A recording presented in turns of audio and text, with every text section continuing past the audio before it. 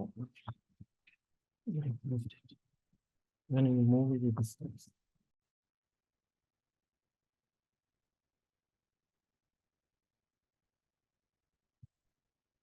Yeah, perfect. Okay. Okay. So thank you, Jason, for participating in the meeting. Jason Hyon has been the Chief Technologist for Earth Science and Technology Directorate at JPL since 2003. And he's also the director of the JPL Quantum Center, leading the JPL Quantum Initiative at JPL. He has been involved in strategic planning for technology development, managing investments, in capturing opportunities, conducting multiple workshops, and manage advanced technologies for NASA Earth Science. And he has multiple interests, including microwave sensing, lidar, quantum devices, data distribution, AI, and information generation.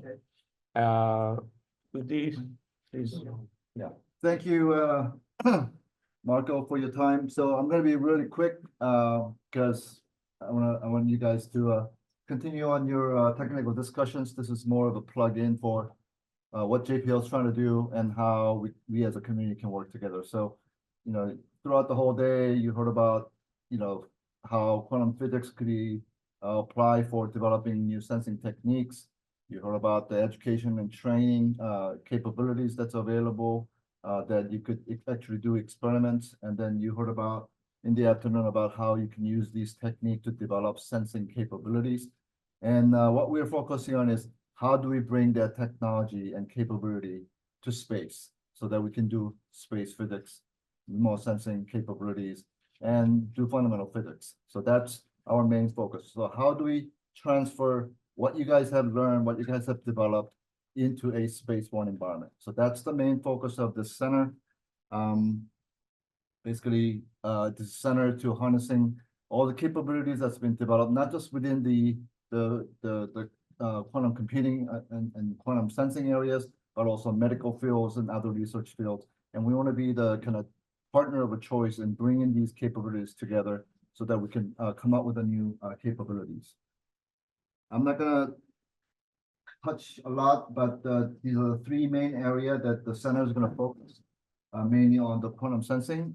We heard about atom interferometers for doing gravity gradiometer applications, optical clocks, Rydberg microwave sensors for broadband microwave sensing capability for 3D mapping, a lot of detectors, single photon superconducting nanowire detectors, MKIDs, and then also telecommunication using entanglement experiments. So those are the kind of key areas. And then as far as the quantum computer is concerned, we're not actually building computers per se, but we want to develop applications that relies on quantum computers. So those are the kind of three main emphasis. Why JPL? As you can see, we started with the 2009 using rubidium atom interferometers for terrestrial applications, and now we're trying to move that to spaceborne applications. So we just got funded by NASA to develop a quantum gravity gradiometer using rubidium as a source for atom interferometer-based gravity gradiometer.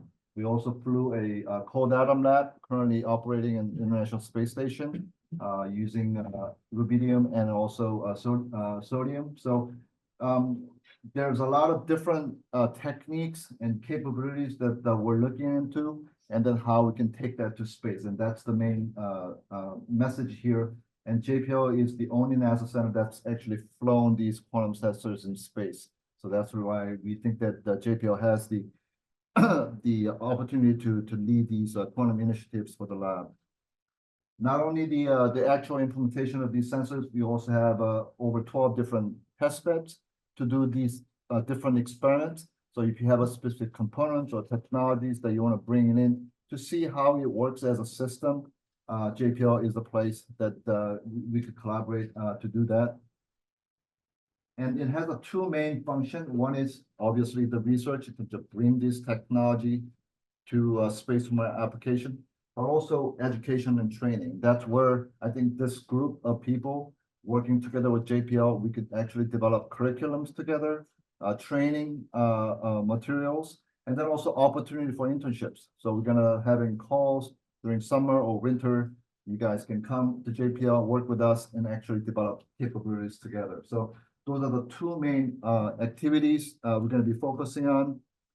And these are the universities that I have talked to in terms of the centers for all the quantum centers within universities. So obviously Caltech, Santa Barbara, San Diego, UCLA, USC, and Arizona State University.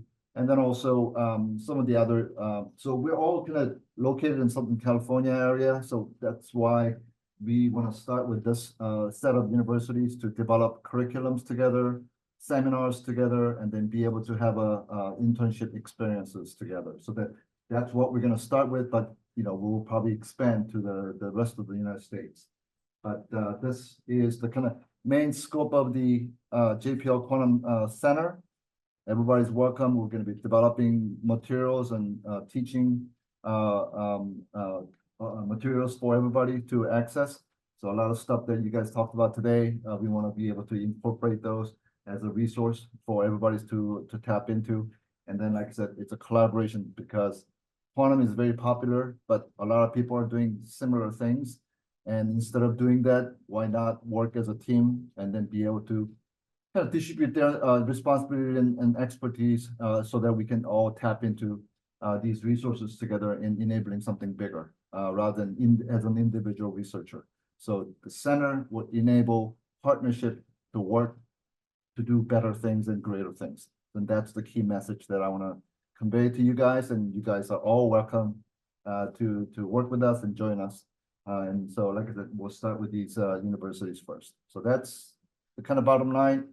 Thank you for your time. And I'm sure as time progresses, next year, we'll probably have a lot better contents in terms of actual educational materials, actual activities. But for now, there's a significant investment from NASA, $100 million to develop this quantum gravity gradiometer. We're just starting it. Our target is to launch the gravity gradiometer by 2029. That's our kind of near-term opportunities. But there are a lot more other applications that we're looking into, the planetary ice worlds, ocean giants, in terms of looking at the subsurface structures and dynamics.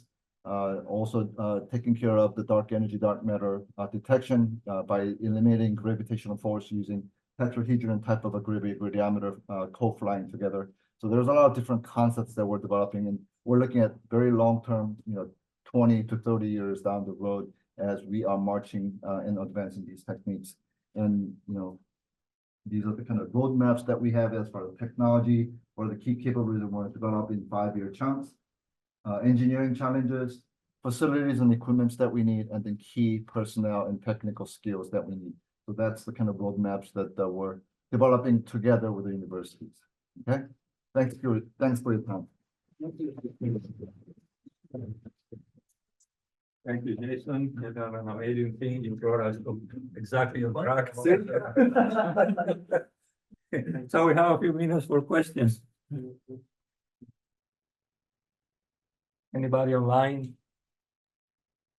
Can you say a little bit more about that NASA investment, $100 million, and what you're trying to achieve there? So basically, we're going to be using rubidium and cesium as a source. We're going to be generating about a billion number of atoms, and a lot of techniques that the previous speaker has talked about. We're going to be using Raman sideband cooling. We're going to be using blue detuned cooling. We're going to be doing transport in terms of once we generate the billion number of atoms, be able to transport into the main tube for interferometric measurement. We're going to split those clouds into 2 chambers and be able to do interferometric measurements as we fly over different mass. So underground, aquifers, ocean circulations, those type of massive mass movements, we should be able to detect using gravity gradiometer. So that's the kind of project that we're developing.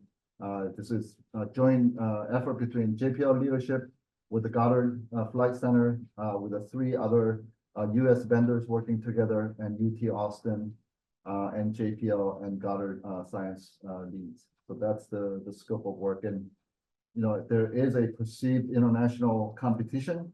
So who's going to be demonstrating this capability first? So European has a similar concept called the Carioca. It's a cold atom-based accelerometer development. Ours is actually a sensor using 2 accelerometers to do interferometric measurements. But yeah, it's a very exciting time in terms of putting these systems together for spaceborne applications. Okay, another question? Yes. Is there anywhere online or anywhere I can get like more information about those like learning opportunities or even internships like you said? Yeah, by July timeframe, we're gonna be setting up the website with all that information. We're gonna have all the universities come together to develop the curriculums, so all that resources will be available. And I will let, you know, since we have the email list of all the participants, we'll send out that message. Does this mean you'll have a lot of jobs being offered at JPL? Either that or we work with a partnership. So you don't have to move to JPL, so to speak. You could be at Caltech, you could be at any universities or even the industries, because we want to be the partner of a choice rather than we do everything at JPL. Okay, let's thank Jason again. Thank you very much.